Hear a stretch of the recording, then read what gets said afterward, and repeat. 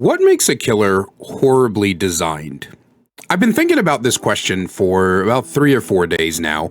Ever since the Skull Merchant nerfs came to the dev update, and by the time you're seeing this video, I will have already given a full opinion on Skull Merchant based on the PTB. But I'm recording this before the PTB comes out, and I've been thinking about this question because over the past few days, I have seen more and more people refer to the Skull Merchant, the Knight, the Hag, and several other killers in the game as horrendously or poorly designed. I think that this is an important question to ask because a lot of people have been justifying the Skull Merchant gutting, murder, public execution, if you will, by saying, well, she's a horribly designed killer and nobody has fun playing against her, so obviously the people who have fun playing her just deserve to suffer. And there's something to be said about a killer who isn't that well designed or maybe has some flaws that need to be ironed out and fixed, like with Pixel Bush did in his Skull Merchant 3.0 video, which I highly recommend as a way to have somebody who mains the character actually reach out a hand and say, hey, here's how we add more skill expression, here's how we add more counterplay, here's how we add more interactability to the character.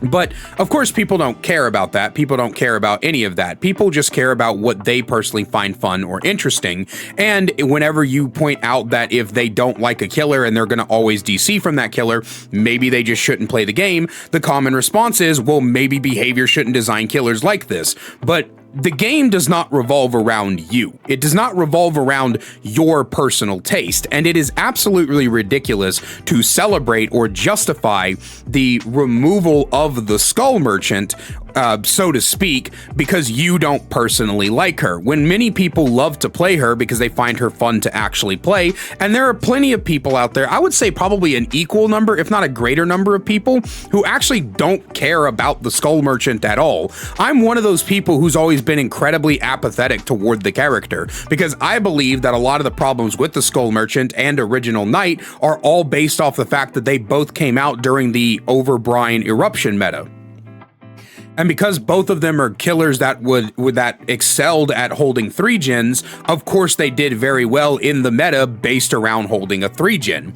But ever since the Overbrine Eruption meta got nerfed, and 3-genning itself has even been nerfed significantly since that time period, both of the characters are fine, average even. They're not really that bad. I did a Skull Merchant experiment a while back that showcased exactly how many people tend to DC or give up, even if morally, when they come across the Skull Merchant.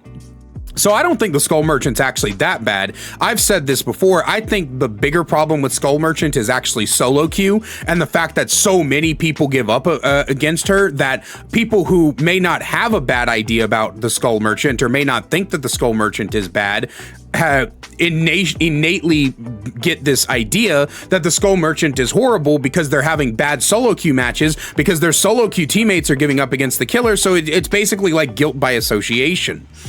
But the thing about the Skull Merchant being gutted like this is that it sets a very bad precedent, that the community can bitch and moan and whine and complain enough to ruin a character. No character, none, should ever be gutted to the point of being miserable to play. That is the problem with characters like Trapper, Myers, Freddy, Ghostface, Legion. These characters are miserable to play because the counterplay to them is so plentiful and so easy, and it's so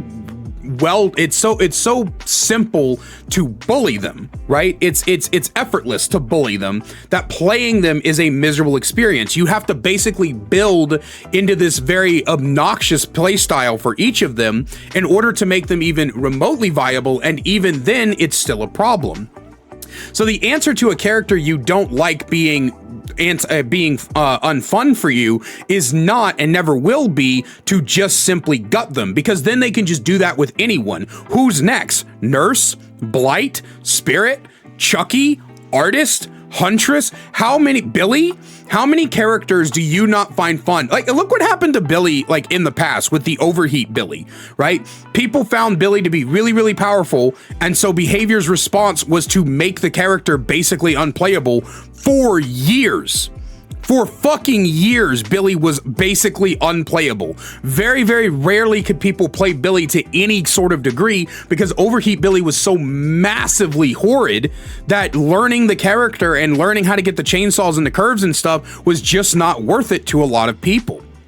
And so it's not a good thing that we ruin that. And then also, like, a lot of people are like, well, what about my fun? My fun is a problem. But then they'll turn around and tell people who were having fun playing the character that their fun doesn't matter. Why does your fun matter more over other people's fun? And you might be wondering the same thing about what I'm saying. Why does the fun of Skull Merchant mains matter more than the people who don't like going against Skull Merchant? And the simple answer to that is, it's because Skull Merchant is a character in the game.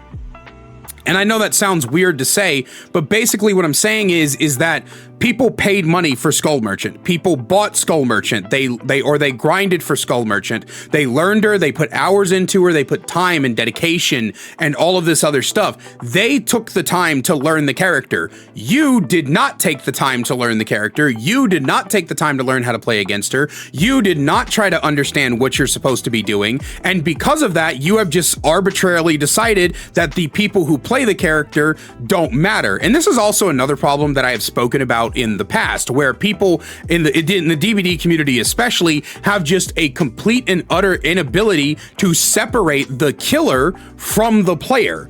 Even within the confines of that video, in the comments section, there were people like, yeah, if someone plays Skull Merchant, they're just doing it because they like making people miserable. That's not how that fucking works. That's not, what the hell are you talking about? No, every Skull Merchant main I've ever met has been people who genuinely enjoy playing the character. They enjoy playing, like one of my mutual, Slade of Rivia, loves playing Stealth Merchant. He's put a lot of time and energy into making an undetectable build around Stealth Merchant that he enjoys playing. Pixel Bush likes the skill expression of Skull Merchant with the things like laser tagging and shit like that. There's all sorts of different reasons people will want to play a character. Now, I'm not saying that there may or may not be flaws that need to be ironed out. Again, Pixel Bush did a fantastic video where he identified flaws within the character and how he would change them for the better for the health of the game. But what I'm saying is that you don't get to say, oh, this character sucks to play against, therefore the character should become unplayable.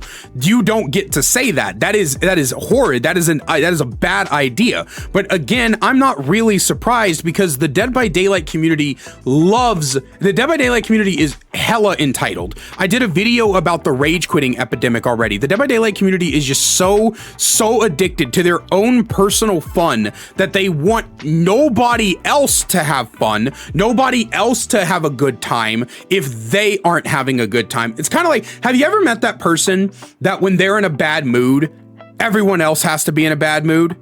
Right? If you're in like a good or decent or even apathetic mood and you go around them, they just have to ruin your fucking day.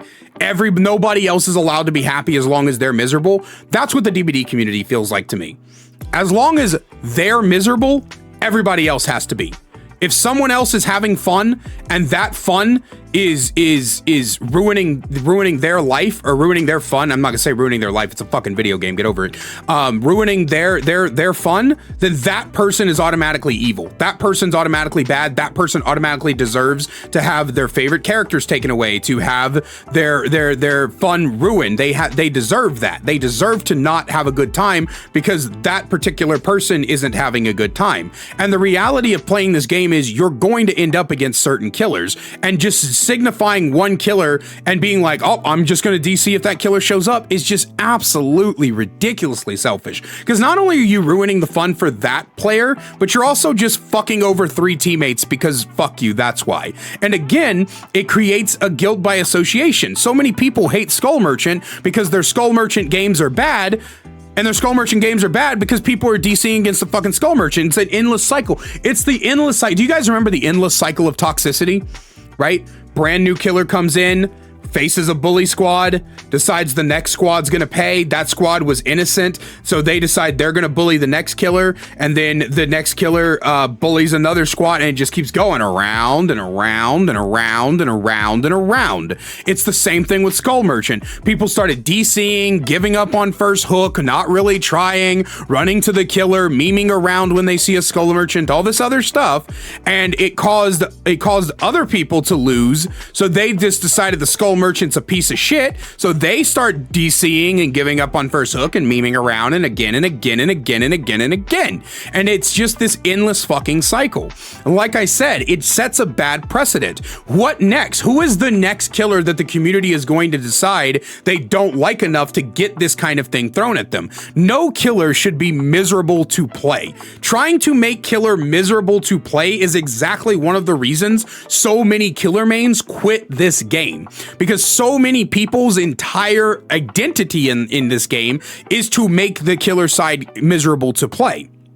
And again, I know someone's going to be like, oh, what about killers who 4-man bleed out survivors? Yes, killers who do that are absolutely miserable and cringe as shit, right? I understand. What I'm saying is that no survivor can get nerfed into the ground. Perks can get nerfed into the ground. Survivors cannot. But killers can get nerfed into the ground, and that's a problem. This is a problem in literally any other video game as well. I feel like a lot of people don't understand that when I'm saying this is not just Dead by Daylight exclusive. No character in any video game should be nerfed into the ground. Tools can be nerfed into the ground if they're too problematic. Characters should not. People should be able to play a character that they identify with, or they relate to, or they just simply have fun on. Like in something like Apex Legends, a gun getting nerfed into the ground to make room for more guns might be okay. We can have a discussion about that later.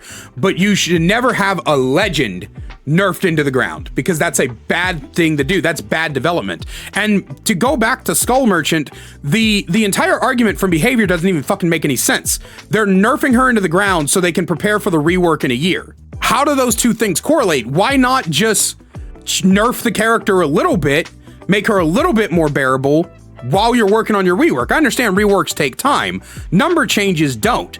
Removing status effects from the character don't. Should have, you keep the hinder, remove the haste, keep the undetectable, maybe remove the broken from the claw trap and just make it normal injure. I don't know. Something like that, right? Something like that. Or don't let the claw trap injure. Give the claw trap a completely different debuff. Make the claw trap make the hinder even more, right? So like when you do get scanned in the middle of a thing, it's not an instant I'm gonna go down. It's more of you get, say, 2% hindered for getting scanned, and then when the claw trap's on you, you get a full 5% hindered, right? Something like that. You could have done that. You didn't have to make the character completely unfucking usable. And it's only my hope that by the time the dev update comes out from the patch notes, that they realize how stupid this entire thing is and they revert it. But yeah. That's all I have for you guys today. I hope you enjoyed the video. Please make sure you leave your comments down below. And as always, a great big special thank you to my channel members listed on screen now. You want to find out how to become a channel member today, get awesome perks like seeing videos early, merch discount codes, and more, than please click that join button down below. I love you guys so much, and I will see you in the next one. Need more Kaiser in your life? Well, I've got you covered. Check out my second channel, The Kaiser Extras, where I upload full gameplays, stream compilations, me reacting to your Dead by Daylight clips, and more. We also upload a daily short with all the greatest clips from stream.